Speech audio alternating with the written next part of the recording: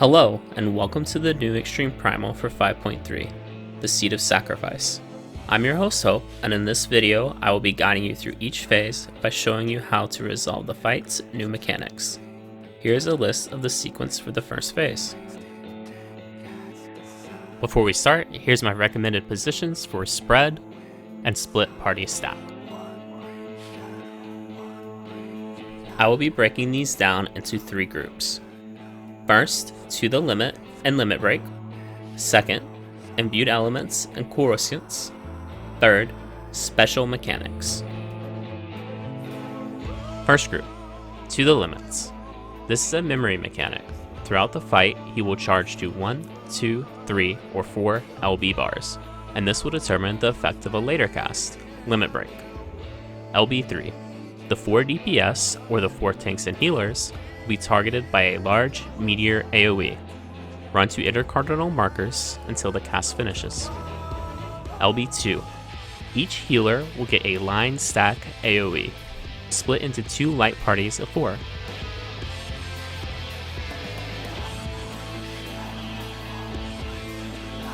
LB1.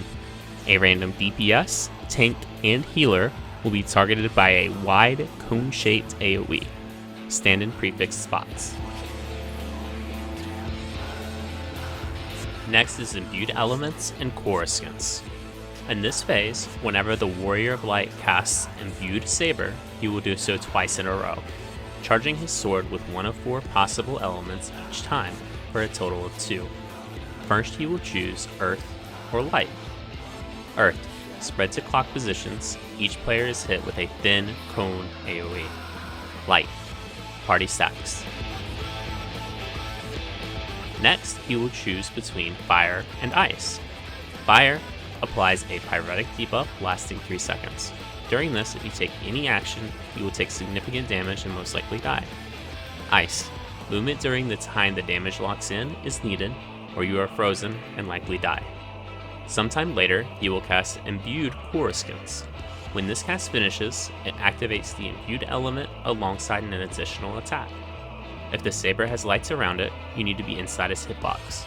If the saber has nothing, you need to be outside maximum melee range.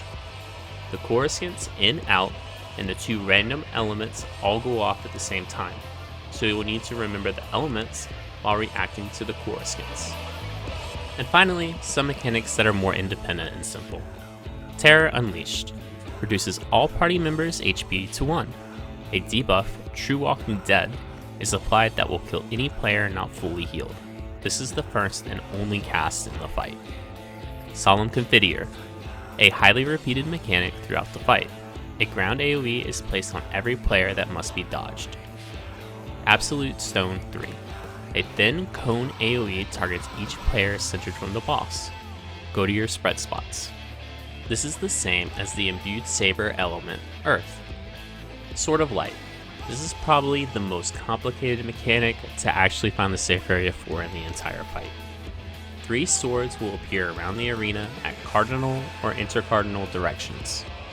The best solution is to understand what the swords do and how they interact with the arena. Cardinal swords will make the cardinal direction opposite them unsafe.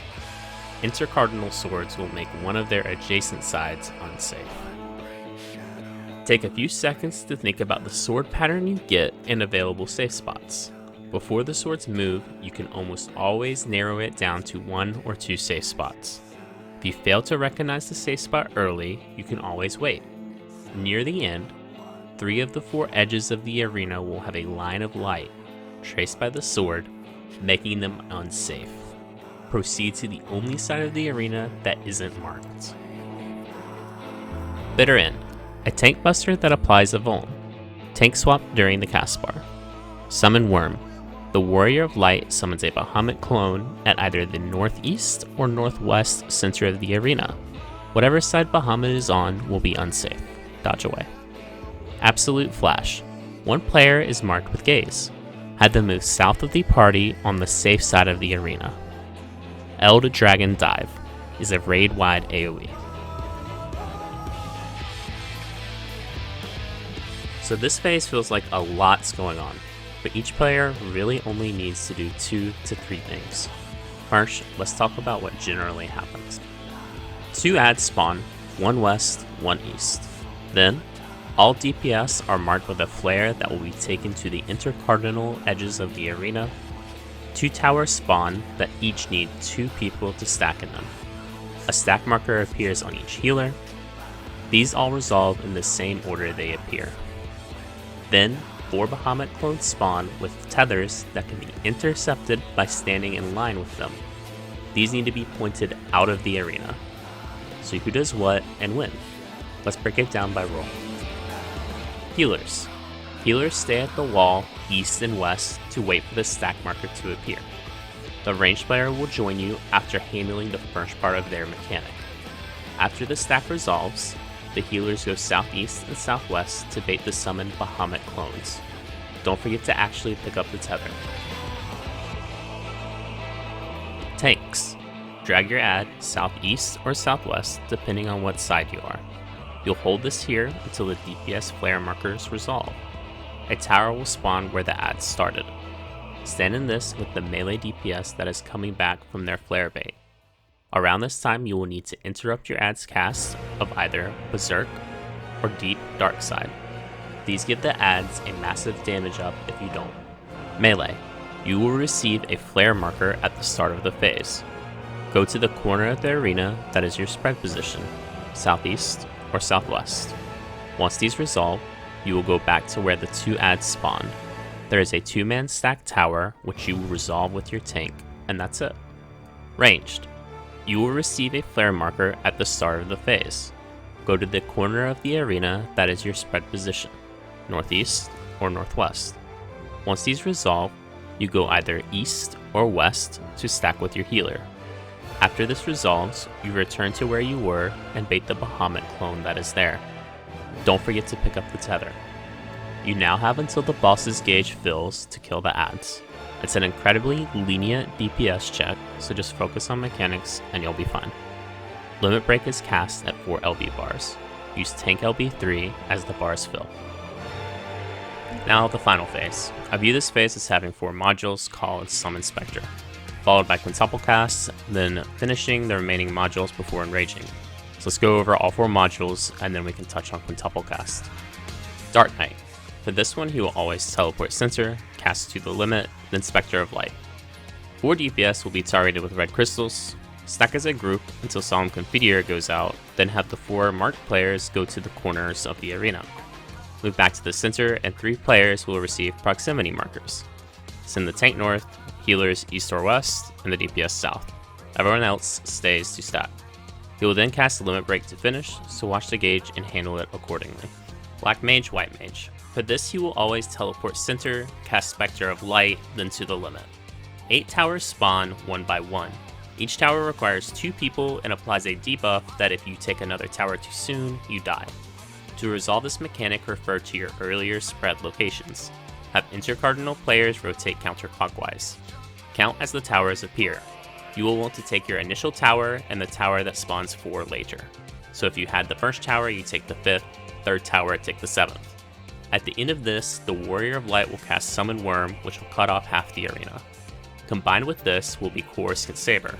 There will be no elements, so you're only worried about being in or out. However, half the arena is unsafe because of Summon Worm. He will then cast Limit Break to finish, so watch the gauge and handle it accordingly.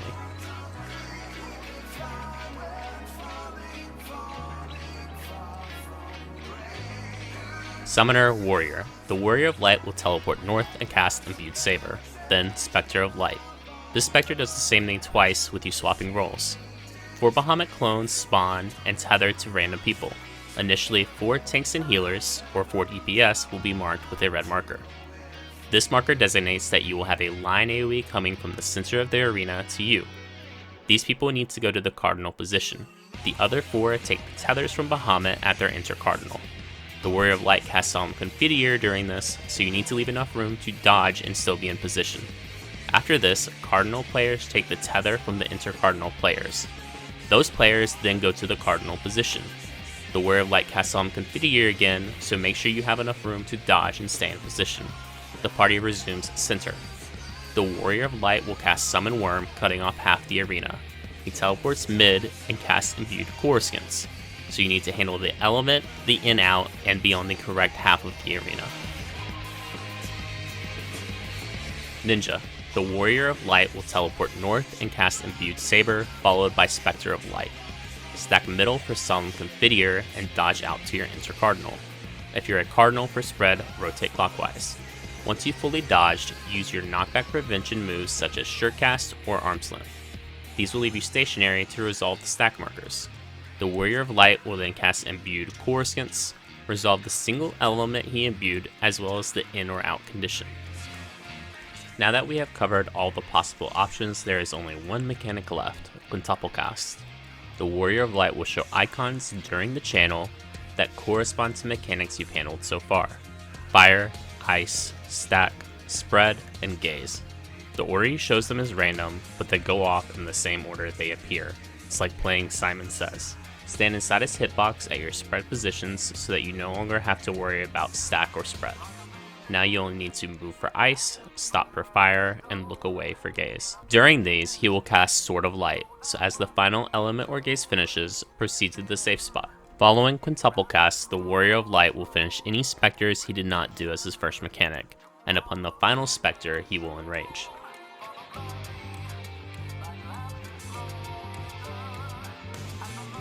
This has been your guide to the Seat of Sacrifice Extreme. I'm Hope, and thanks for watching. I'd like to give a big special thanks and shout out to Yuni Azure from the Spring server. She did all the editing for the video and helped with the scripting. Thank you for your support. If you would like to see more of this content in the future, be sure to hit the like and subscribe button.